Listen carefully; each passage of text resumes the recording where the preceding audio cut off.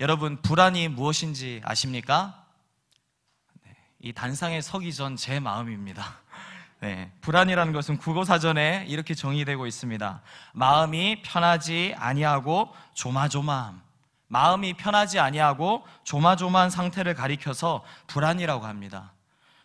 최근 들어서요, 정신과적 질환에 대한 주의보가 발령되고 있는 중에 있습니다. 김구라, 이경규, 가수 김태원 등 유명 연예인들조차도 반복되는 우울 증상, 불안 증상, 강박 증상을 토로하면서 자신의 질환 경험에 대해 공개적으로 밝히고 있는 것을 우리가 볼 수가 있습니다. 과거엔 이러한 모든 것들이 특이한 것으로 간주가 되어서 저마다 숨기고 싶어 하던 질병이었습니다. 그런데 이제는 이러한 정신과적 질환이 누구에게나 올 수 있는 감기와 같이 그런 가까운 질환으로 인식되어 가고 있는 오늘의 현실인 것입니다. 국립서울병원에서 발표한 최근 3년간 외래 이용 신규 환자 통계 역시 우울장애, 불안장애, 수면장애 등의 현대적 정신질환을 호소하는 사람들이 증가하고 있다, 그렇게 발표하고 있습니다. 이에 대해 병원 측은 뭐라고 이야기를 하는가 하니까 성과 중심의 무한 경쟁 사회와 물질 만능주의로 인한 불안, 박탈, 우울 등의 증상이 일상화 되어버린 까닭에 정신과를 찾는 사람이 늘어나고 있기 때문이다, 그렇게 분석을 했습니다. 그리고 취업을 알선하는 취업 포털 사이트 중에요, 잡코리아라고 있는데요, 거기서 실시한 우울증 조사가 있습니다. 취업 준비생들을 대상으로 조사한 것인데요, 현재 취업 준비생들이 미래에 대한 불안감과 계속되는 탈락으로 10명 중에 9명이 우울증에 시달리고 있다고 합니다. 여러분, 이처럼 많은 현대인들은요, 불안과 염려 속에 살아가고 있습니다. 불안함 가운데 병들어가고 있습니다. 그렇다면 이 불안의 반대는 무엇일까요? 그것은 바로 평안입니다. 평안에 대해서 국어사전에서 이렇게 정의를 하고 있는데요, 바로 걱정이나 탈이 없이 무사한 상태. 그런데 이것이 국어사전에만 적혀 있는 것이 아니라 우리 하나님의 말씀인 성경 안에도 있습니다. 우리 함께 예레미야 29장 11절 말씀을 함께 읽어보겠습니다. 시작. 여호와의 말씀이니라. 너희를 향한 나의 생각을 내가 아나니 평안이요 재앙이 아니니라. 너희에게 미래와 희망을 주는 것이니라. 아멘. 평안이라는 단어가 등장하고 있는데요, 너희를 향한 나의 생각이 평안이다, 이렇게 말씀하고 있습니다. 평안, 이것은 다시 말해 우리를 향한 하나님의 생각인 것입니다. 우리를 향한 하나님의 바람이 바로 이 평안이라는 것입니다. 사랑하는 성도님 여러분, 우리를 향한 하나님의 생각으로 인해 우리 모두는 평안해야만 할 줄로 믿습니다. 왜 그런가 하면 그것이 바로 우리 하나님께서 우리를 향하여 주시길 원하시는 선물이기 때문인 것입니다. 우리 하나님을 떠나 죄의 노예가 되어서 불안함 가운데 살아가는 우리 인생들을 십자가 대속 사건을 통하여 깨끗게 하여 주시고 양자 삼아 주셔서 우리의 모든 영혼의 불안감을 떨쳐버리고 평안을 얻게 하신 것이 바로 복음의 혜택인 것입니다. 우리 모두가 이 복음의 혜택을 누려야만 하는 줄로 믿습니다. 우리 하나님께서 누리라고 주신 이 혜택을 누리지 못한다면 그것만큼 또 안타까운 일이 어디 있겠습니까? 저는 오늘 성도님 여러분들과 함께 빌립보 성도들을 향한 바울의 권면의 그 내용을 근거로 하여서 불안과 평안의 사이를 살아가고 있는 우리가 마땅히 취해야 할 세 가지가 무엇인지를 함께 나누며 은혜 받게 되길 간절히 소원합니다. 불안과 평안의 사이를 살아가고 있는 우리가 마땅히 누려야 할 복음의 혜택, 그 첫 번째가 바로 우리의 정체성을 발견해야만 한다는 것입니다. 우리 함께 1절의 말씀을 다시 한번 읽겠습니다. 시작.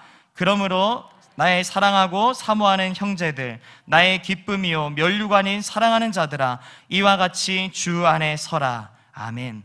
만약 이 세상을 살아가는 우리들이요, 자신의 모습을 바라볼 때 하나님의 시각으로 바라보지 못하고 이 세상의 시각으로 바라본다면 우리는 불안하고 염려에 빠질 수밖에 없습니다. 절망할 수밖에 없습니다. 왜 그런가 하면 이 세상은 1등만 인정하고 1등만 기억하고 1등만 대우합니다. 그런데 우리는 어떻습니까? 우리 중 대다수는 1등이 아닙니다. 그런가 하면 우등도 아닙니다. 그래서 우리의 마음은 불안합니다. 유유상종이라는 말이 있습니다. 같은 종류끼리 서로 사귀기도 하고 따르기도 한다는 말인데요. 그래서 1등은 1등끼리, 부자는 부자끼리, 그리고 권력가들은 권력가들끼리 만나고 따르는 모습이 우리 사회의 일반적인 모습인 것입니다. 1절에서 사도 바울은요, 빌립보 성도들을 가리켜서 자신의 기쁨 그리고 면류관이라고 표현하고 있습니다. 그런데요, 바울의 입장에서 사실 빌립보 성도들을 기쁨, 면류관이라고 표현하는 것은 세상의 시각에서 바라볼 때는 참 힘든 것입니다. 왜 그런가 하니까 바울은 세상적 지혜로 아주 잘 갖춰진 사람입니다. 그런데 그에 반해 빌립보 성도들은 어떻습니까? 세상적 지혜로 턱없이 모자르는 자들, 지혜가 없는 자들로 절대 다수 구성되어 있었기 때문입니다. 그런데 바울이요, 그들을 가리켜서 기쁨이고 면류관이라고 말할 수 있는 이유가 무엇인가? 바로 하나님 앞에서 자신의 정체성을 발견하였기 때문인 것입니다. 여러분, 우리 인간은요, 이성을 가지고 있습니다. 그래서 이 이성 때문에 우리는 논리라는 것도 가지고 있습니다. 그래서 논리에 맞지 아니하는 많은 것들을 보면서 때로는 분개하고 화를 내기도 합니다. 그런데요, 우리가 살아가는 이 세상 가운데서 가장 큰 모순이 무엇인지 아십니까?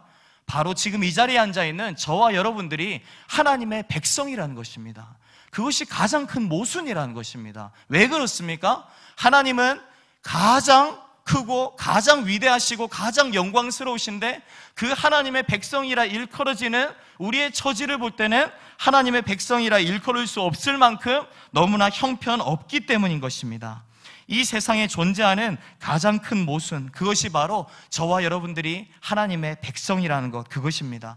바울이 발견한 정체성의 첫 번째 것도 바로 이와 같았습니다. 십자가 앞에서 자신의 모습을 발견하고 나니까 죄인 같았고 괴수 같았던 자신의 모습이었던 것입니다. 그런데 중요한 것이 있습니다. 그것으로 끝난 것이 아니라 그 앞에서 발견한 또 다른 정체성 하나가 있습니다. 또 다른 두 번째 자각이 있었습니다. 그것은 바로 독생자의 죽음을 통해 그 핏값으로 값없이 의로움으로 덧입게 된 자신의 모습을 보게 되었던 것입니다. 그 하나님의 사랑의 값어치로 자신의 인생뿐만 아니라 다른 사람들의 인생들까지도 값지게 볼 수 있었던 바울이었던 것이고, 그렇기 때문에 그 시각을 가지고 빌립보 성도들을 바라볼 때 기쁨이고 면류관이라고 인정할 수가 있었던 것입니다. 그런데요, 참 안타까운 것이 있습니다.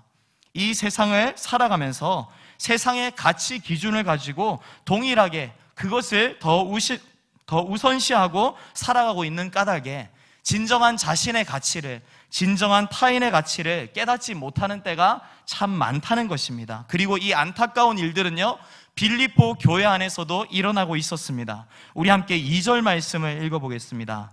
함께 읽겠습니다. 내가 유오디아를 권하고 순두개를 권하노니 주 안에서 같은 마음을 품으라. 아멘.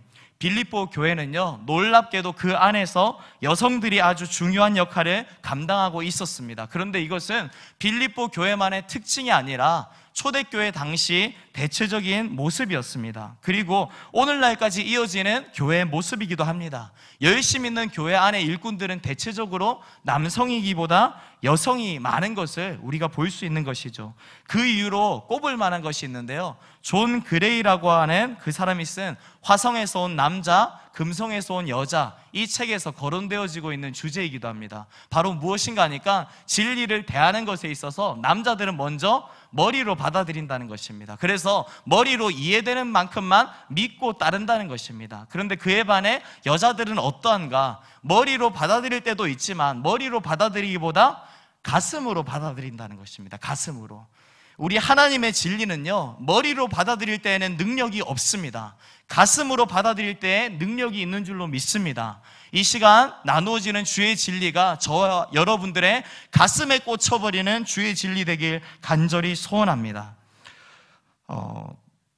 마가복음 1장에 보면요, 가브리엘 천사가 제사장 사가랴에게 나타나 예언을 했습니다. 사가랴 자신의 아내인 엘리사벳을 통해서 한 아이가 태어나게 될 거고 그 아이의 이름을 요한이라고 지으라고 했습니다. 그런데 그 이야기를 들은 사가랴의 반응이 어떠했습니까?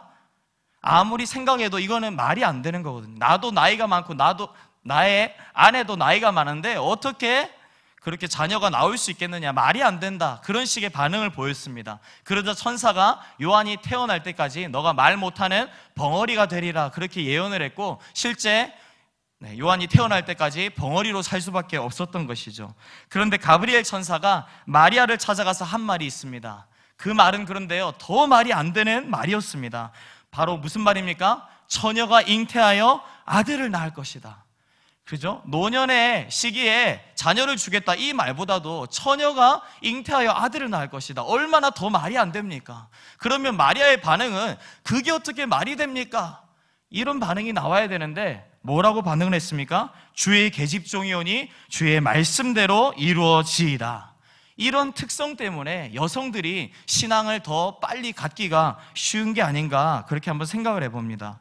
반면 이런 특성 때문에요, 여성들이 취약한 부분이 또 있습니다. 그것은 바로 남성은 감정이 상했다 해도요, 그 상황에 대해서 머리로 이해되도록 설명을 하면 그 감정을 누그러뜨리고 따르는 것이 쉽게 또 가능합니다. 그래서 다시금 소원해졌던 관계가 풀어지기도 합니다. 그런데 여성들은 어떻습니까? 일단 감정적으로 마음이 틀어져 버리면 아무리 입 바른 소리로 설명을 해줘도 그것이 들리지가 않습니다. 들리고 이해를 된다고 해도 인정을 하려고 들지를 않는다는 것입니다. 그래서 여성들이 오해하거나 다투었을 때는요, 해결하는 것이 정말 어려운 것을 우리는 볼 수가 있습니다.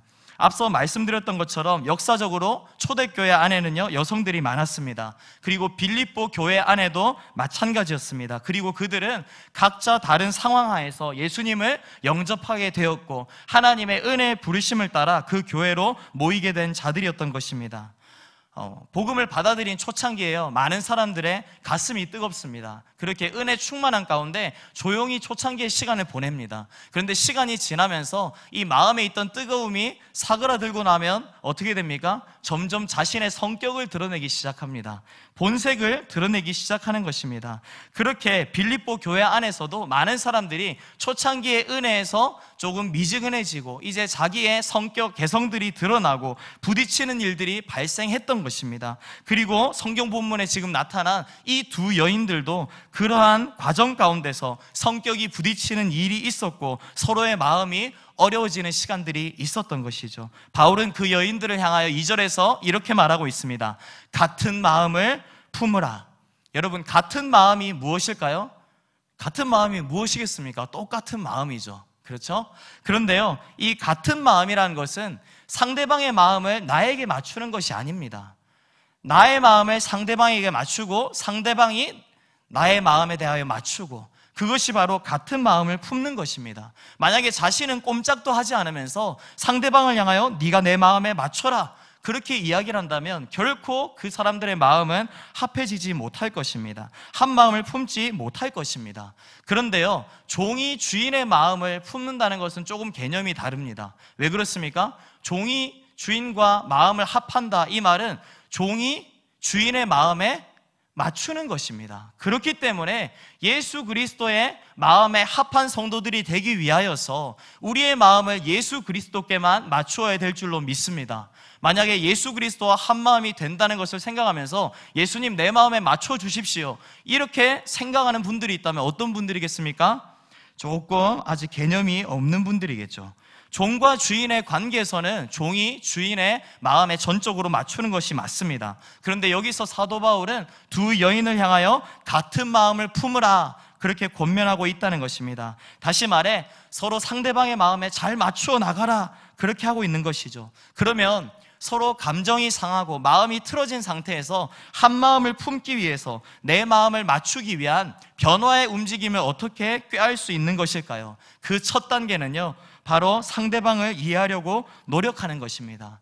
우리 하나님께서는요, 우리 모든 사람들의 같은 성향, 같은 기질로 만들지 않으셨습니다. 그런가 하면 또한 우리는 다른 환경에서 자라났습니다. 습관의 차이도 있고 생각의 차이도 있고 많은 차이들이 있습니다. 이러한 차이들을 우리가 생각하고 이해하게 된다면 적어도 상대방을 미워하는 마음을 버릴 수가 있는 것입니다. 상대방이 이해가 되기 때문에 그만큼 싸울 만한 이유들을 내려놓을 수가 있기 때문인 것입니다.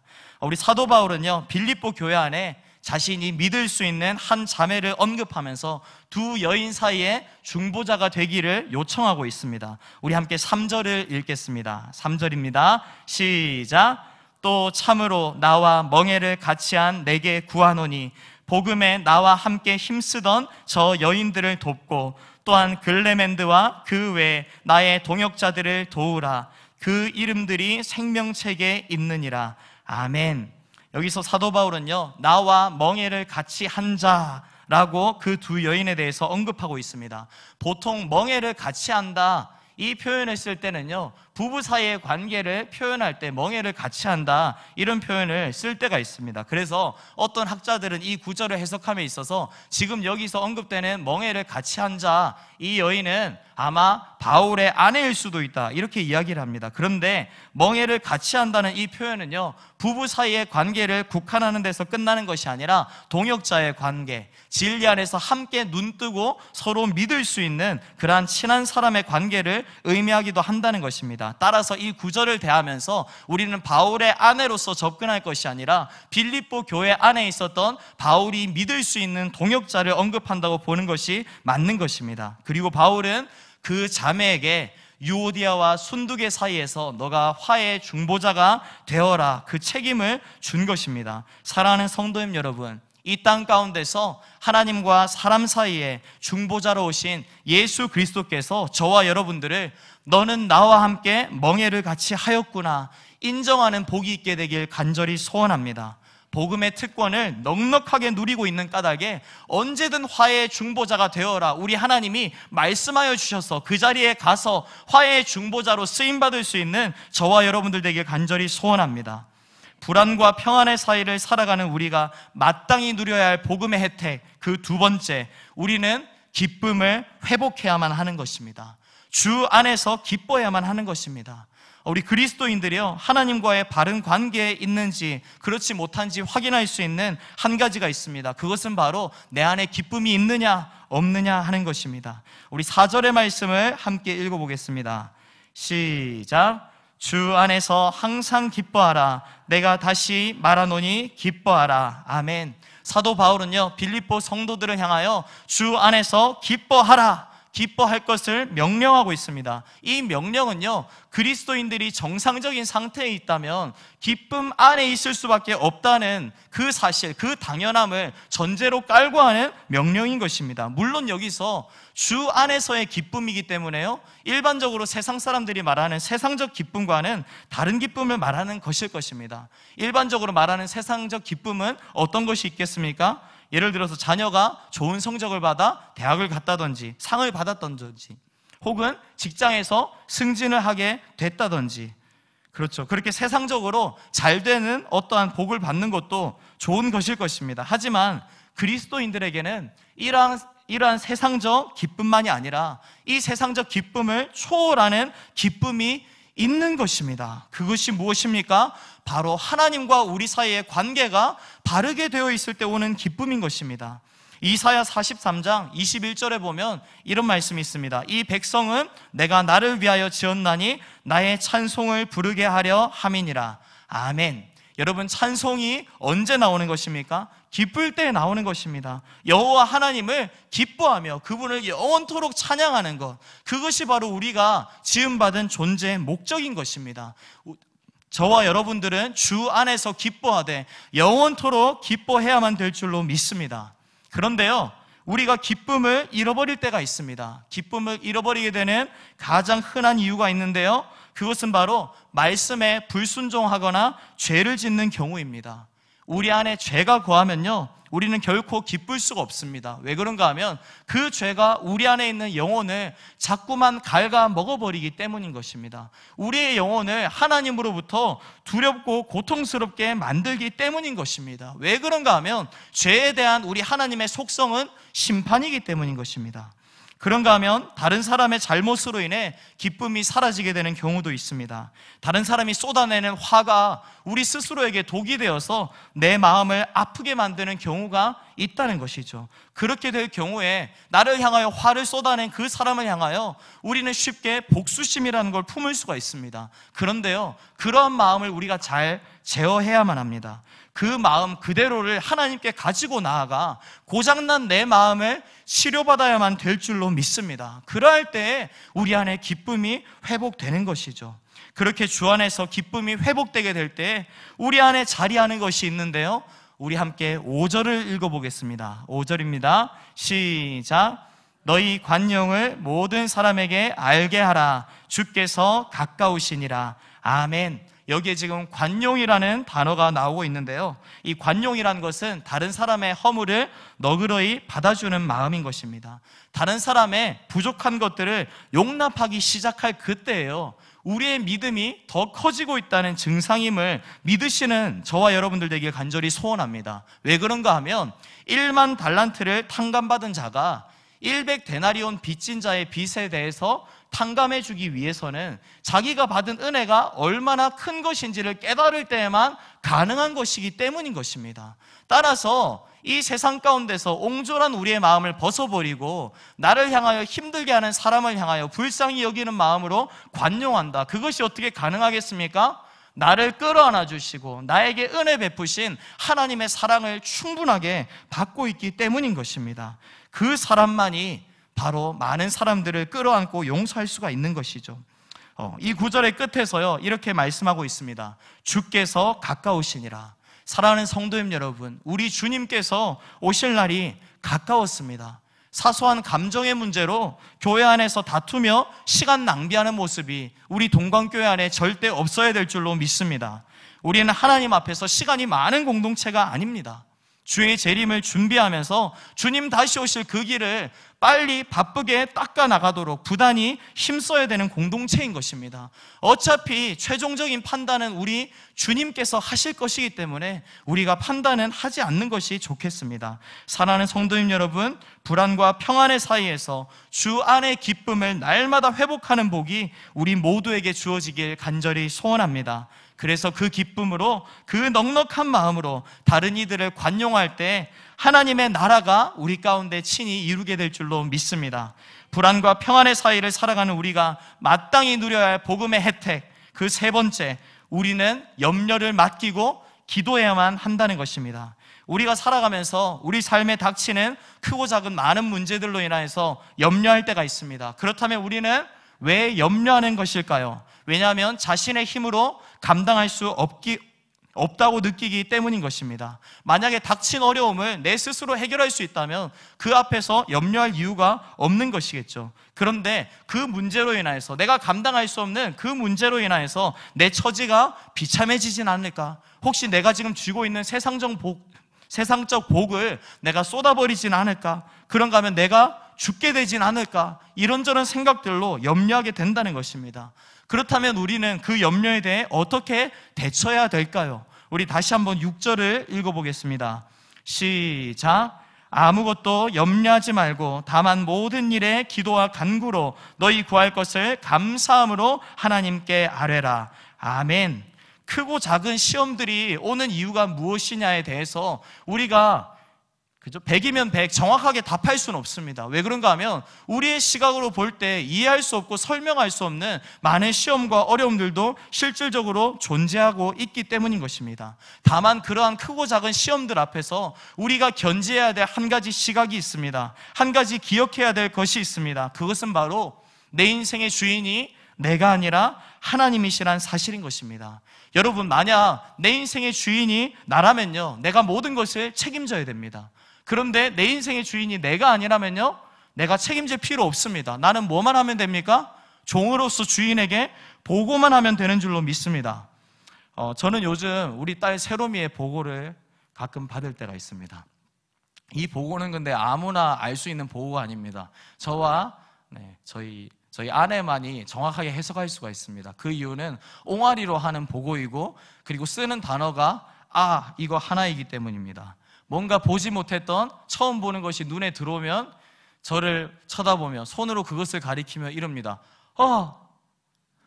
그리고 제가 퇴근해서 집에 갔는데 그날은 한번 엄마랑 같이 병원에 가서 예방접종을 하고 왔나 봅니다. 그래서 허벅지에 주사를 맞고 거기 이렇게 반창고를 붙였더라고요. 근데 제가 오니까 그 반창고를 이렇게 만지면서 이럽니다. 주사 맞는데 아팠다는 것이죠. 자기 아까 전에 많이 힘들었다는 것이죠. 그러면 제가 얼른 끌어안아주고, 아이고 우리 새롬이 수고했어, 얼마나 많이 아팠어, 그래도 너무 착하다, 이렇게 토닥여줍니다.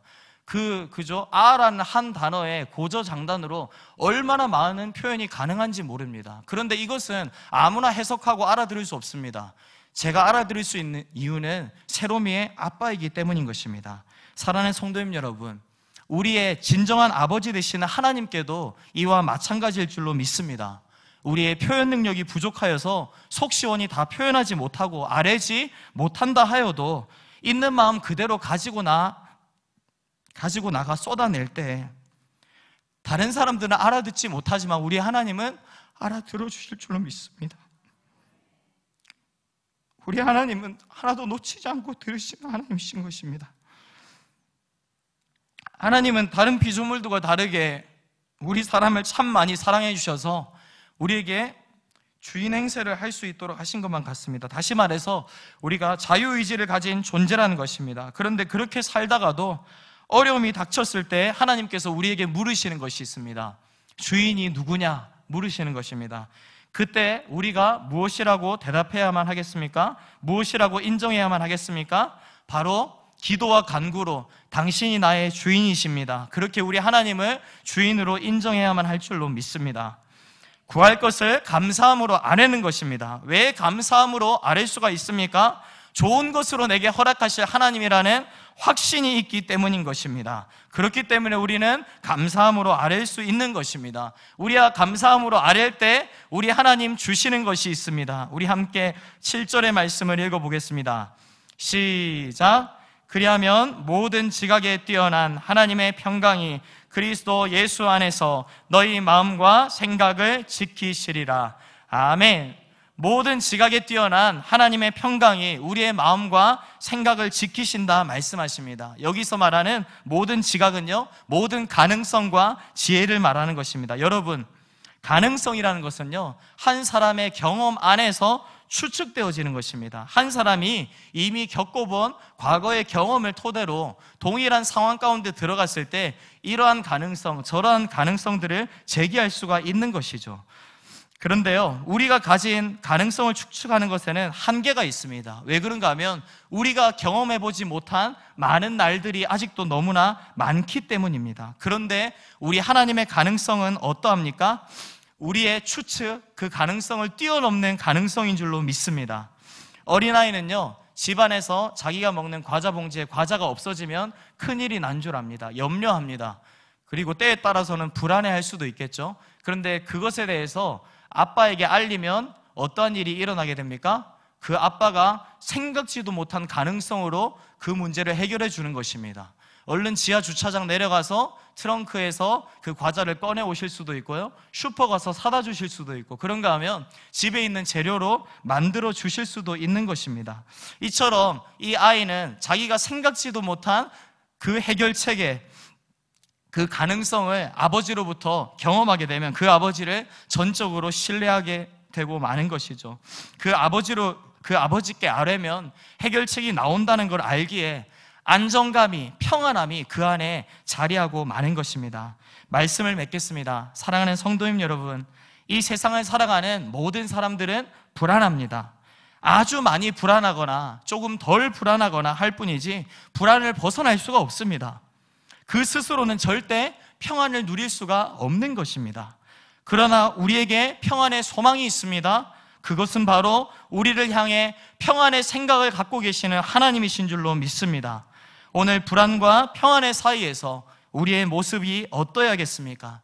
하나님 앞에서의 정체성을 발견하는 복이 있게 되길 간절히 소원합니다. 주 안에서 기쁨을 회복하게 되는 복이 있길 소원합니다. 그리고 감사함으로 모든 염려를 아뢰는 특권을 누리는 까닭에 하나님의 평강으로 인도함을 받는 우리의 모든 삶 되길 간절히 소원합니다.